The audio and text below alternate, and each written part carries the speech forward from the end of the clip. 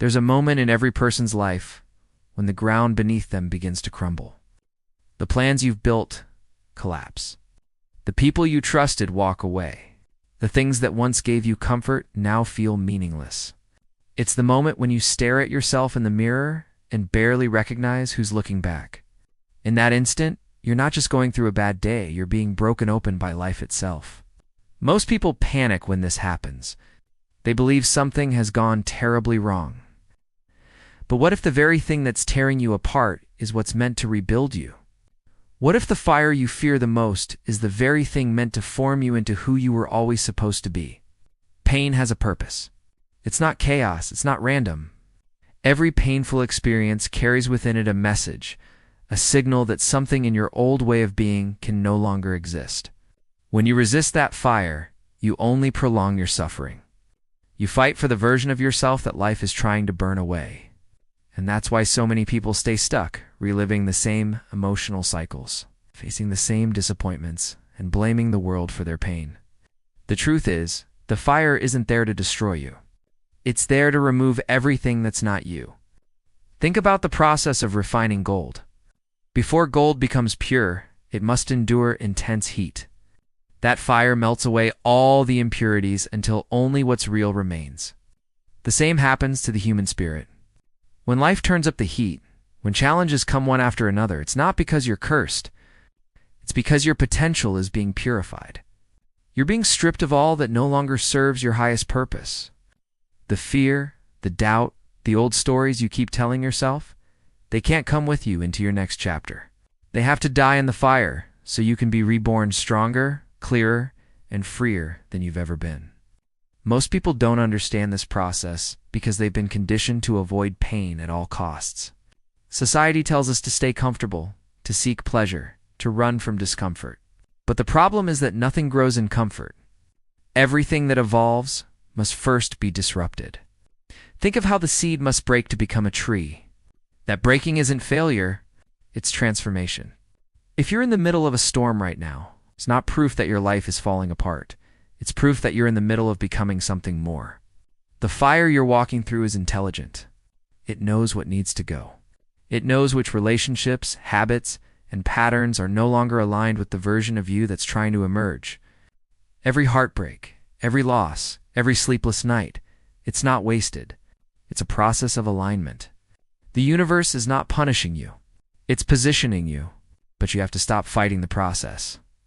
You have to stop asking why it's happening to you and start asking what it's trying to teach you. Because the moment you shift from resistance to acceptance, everything changes. That's when pain turns into power. That's when confusion turns into clarity. You begin to see that the fire is not your enemy, but your ally. It's here to strip away your illusions, your limitations, and the identities you've outgrown. And as you begin to surrender to that process, you realize something incredible. You were never being broken. You were being remade.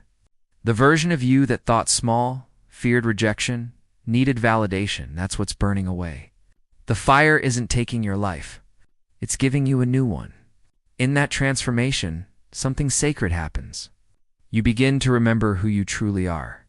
Not the person shaped by fear or trauma, not the one molded by society's expectations, but the one beneath all of that. The soul that's been waiting for you to stop hiding behind excuses and step into your power. That's what the fire reveals: truth. It reveals strength you didn't know you had. It reveals resilience that was buried under years of pretending to be fine. The pain you feel is the evidence that something greater is awakening within you. When you start seeing your struggles this way, you stop running from them. You stop numbing yourself with distractions. Instead, you lean in. You let the discomfort do its work. You allow yourself to be reshaped. And even though it hurts, even though it feels impossible at times, deep down, you start to feel something else, a quiet sense of trust. Trust that this fire is not here to consume you, but to create you. Trust that you're not losing yourself, but finally meeting yourself. And that realization alone changes everything. Because once you understand that the fire you fear is the fire that forms you, you'll never look at pain the same way again. When you are deep in the middle of your own darkness, it feels endless. The walls close in, the air becomes heavy, and your thoughts turn against you. You start to believe that nothing will ever change. Every morning feels like the same battle. Every night feels like a surrender. You begin to convince yourself that life is just pain, that you've been forgotten, that your efforts don't matter anymore. This is the illusion of despair, a psychological prison built from your own thoughts and emotions. One that feels so real that you forget you are the one holding the key. Despair has a way of blinding you to truth. It tricks your mind into focusing only on what's missing, what's wrong, and what's gone. You stop seeing the possibilities around you because your brain is caught in survival mode. When you are in that state, your mind isn't looking for growth. It's looking for escape. It's scanning for threats, replaying the past, and projecting fear into the future. You feel trapped because your nervous system believes you are in danger, even when you're not. That's why despair feels so real. It's not just emotional, it's biological. Your brain is stuck in fight, flight, or freeze, and every thought you think from that place reinforces the belief that there is no way out. But here's the truth. Despair is not reality. It's a state of mind. It's a filter that distorts your perception of life. It's like wearing dark lenses that make everything look hopeless, even when hope is right in front of you. The more you focus on pain, the more pain you create. The more you feed fear, the more fear controls you. Your thoughts become the architects of your experience. And when your internal dialogue is filled with doubt, guilt, and failure, you begin to manifest more of it in your external world. You start to attract situations that confirm your belief that life is unfair, that you're unlucky, that things never work out. It becomes a cycle. Your thoughts create emotions. Those emotions fuel your behavior, and your behavior reinforces your thoughts. You end up living in a loop, trapped in the illusion of despair. The way out begins when you realize that what you're experiencing is not who you are, simply a state of being. When you're in despair, you're not broken. You're just disconnected. Disconnected from your potential, from your inner power, from the awareness that you are more than your current situation. The mind has convinced you that you are powerless. But powerlessness is only a story you've been repeating. You have to interrupt that story. You have to stop identifying with the voice that tells you it's over and start listening to the quiet whisper that says, keep going, because that whisper is your truth, the part of you that still remembers what it feels like to hope, to dream, to believe. Imagine standing in a pitch-black room. You can't see anything, and fear tells you that the darkness is permanent. But if you take one small step forward, you might find a switch, a match, a flicker of light. The light was always there. You just couldn't see it while you were frozen in fear. Despair works the same way. It's not the absence of hope. It's the inability to see hope while trapped in darkness. Once you move, once you take one conscious action toward faith instead of fear, you begin to shift your state. And when your state shifts, your entire reality begins to change. In those moments of despair, you must remember that your emotions are not facts. Feeling hopeless doesn't mean you are hopeless. Feeling lost doesn't mean you have no direction. Emotions are signals. They're feedback from your subconscious mind. They're trying to tell you something needs to change. Instead of drowning in them, observe them. Ask yourself, what is this feeling teaching me? What is it asking me to release? Because within every wave of despair lies a hidden lesson, a message waiting to guide you back to yourself. You see, despair thrives in disconnection, but it cannot survive in awareness.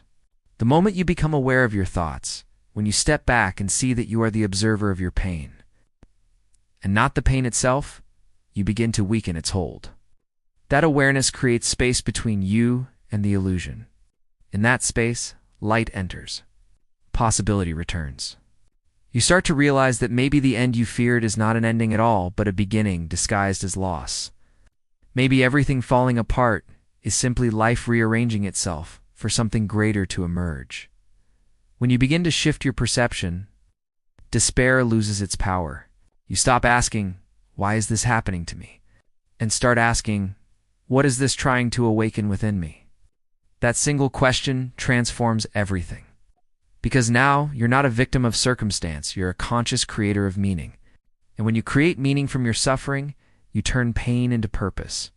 You begin to see that despair was never meant to destroy you. It was meant to break the illusion that you were powerless. It's a teacher dressed in darkness, forcing you to remember that you are capable of more than your fears will ever admit. The illusion of despair. It can feel suffocating, but it cannot survive the light of awareness. Hell is not always a place we go through externally. Most of the time, it exists inside the mind. It's a space where the same thoughts repeat over and over again, creating the same emotions, producing the same results. You wake up every day carrying the same pain from yesterday, replaying the same memories, and expecting your life to change without realizing that you're living inside a loop created by your own unconscious programming. The body has memorized the emotions of the past: anger, guilt, fear, disappointment, and those emotions have become your identity. You don't even have to think about them anymore. You just feel them automatically. That's how you know you're stuck in mental hell. When your emotions are writing your story instead of your consciousness. Every time you think the same thoughts, you reinforce the same neural pathways. Every time you feel the same emotions, you strengthen those pathways even more. Eventually, your brain becomes wired to think, feel, and react in a predictable way. You might say you want change, but your subconscious mind resists it because it's addicted to familiarity. Even if the familiar hurts, it still feels safe. The mind doesn't care about happiness. It cares about survival. And survival means repeating what's known. That's why so many people sabotage their own healing. They say they want peace, but their body is addicted to pain. They say they want growth, but their identity is built around struggle. They say they want love, but their subconscious mind keeps attracting rejection because that's what it's used to. Reprogramming. The mind means becoming aware of the unconscious patterns that run your life. It means watching your thoughts without judging them. Recognizing that most of what you think every day isn't even new, it's recycled. Science shows that around 90% of the thoughts you think today are the same as the thoughts you had yesterday. That means if your thoughts are rooted in fear, insecurity, or doubt, you're simply reliving your past instead of creating your future. You're projecting old memories onto new moments. So even when life gives you an opportunity to grow, you can't see it because you're looking through the lens of yesterday's pain. To reprogram your mind, you must first interrupt that cycle. You must catch yourself in the act of thinking the same thought that has kept you small. When you hear that inner voice say, "I can't, I'm not enough, nothing ever changes," recognize that it's not truth, it's programming, and programming can be rewritten. The moment you become conscious of your thought, you separate yourself from it. You step out of the loop and into awareness. From that space of awareness, you have the power to choose differently. You can choose a new thought, a new emotion, a new energy. You can begin to think beyond what you feel and feel beyond what you know. That's where transformation begins. But this isn't easy, because the body will fight back. It's used to living in a familiar emotional state, and when you try to change, it panics. It wants to return to what it knows, even if what it knows is suffering.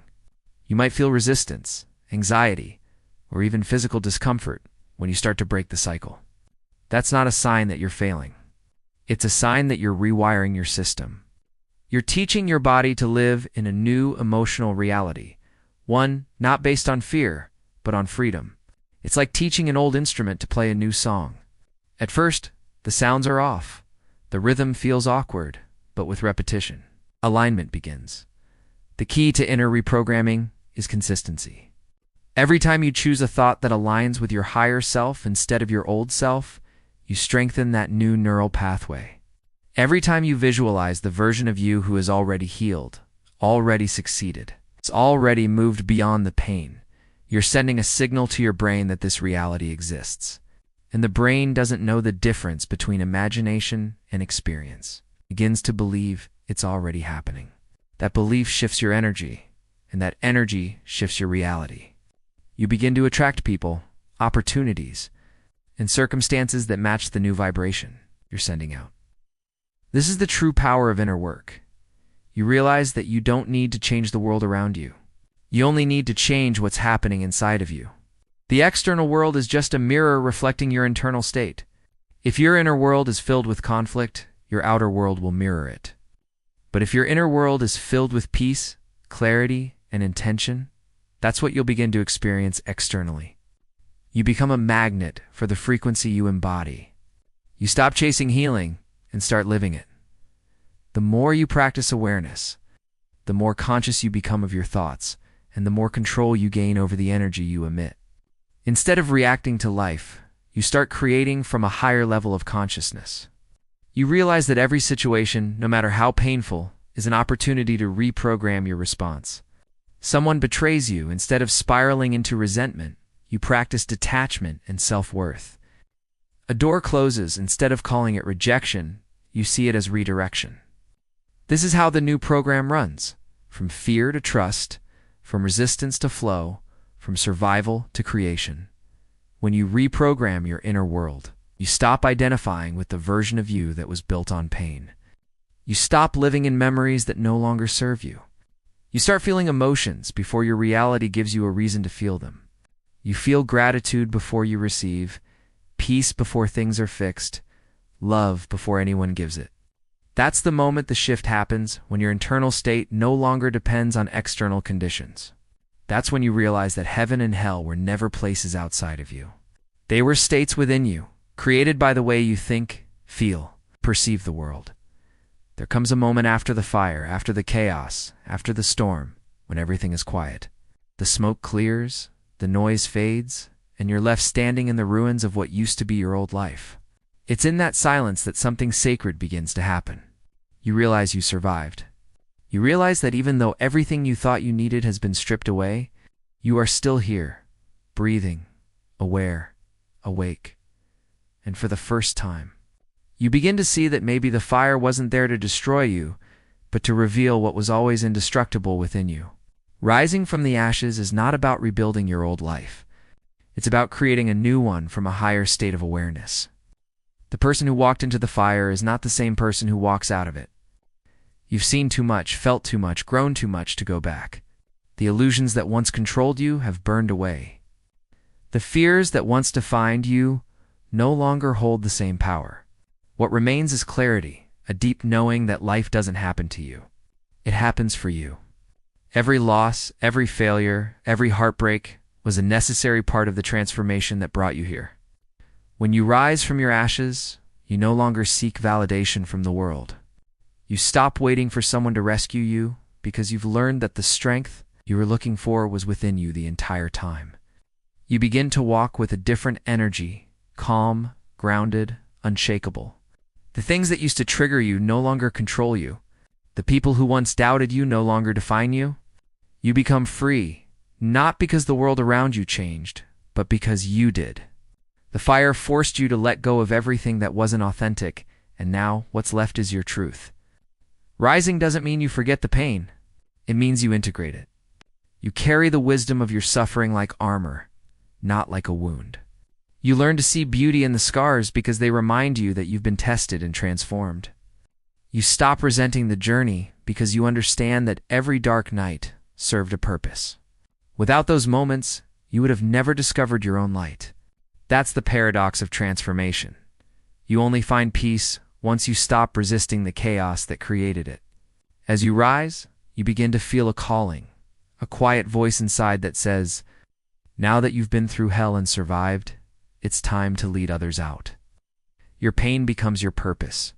Your story becomes a bridge for someone else who's still trapped in their own fire. You start to live not for survival, but for significance. You no longer need to prove your worth. You embody it. You no longer need to chase happiness. You radiate it. You begin to live from your higher self, the version of you that knows pain is temporary, but purpose is eternal. Rising from the ashes is an awakening. It's the realization that destruction and creation are part of the same process. To become who you are meant to be, parts of you had to die. The self that settled. The self that doubted. The self that feared its own power. What rises in its place is not a better version of who you were, but a completely new being, conscious, intentional, and free. You begin to see the world differently. Challenges become opportunities. Pain becomes fuel. Loss becomes liberation. You understand that the same energy that once brought you to your knees is now the energy that helps you fly. And as you rise higher, you realize that the fire never truly ends. Life will always present new tests, new storms, new transformations. But you're no longer afraid, because once you've walked through hell and come out with your soul intact, there's nothing left to fear. You trust the process now. You know that every ending is just another beginning in disguise. You know that the fire that once burned you has now become the light that guides you. And from that light, you rise again and again. No longer the person who went through the pain, but the one who mastered it.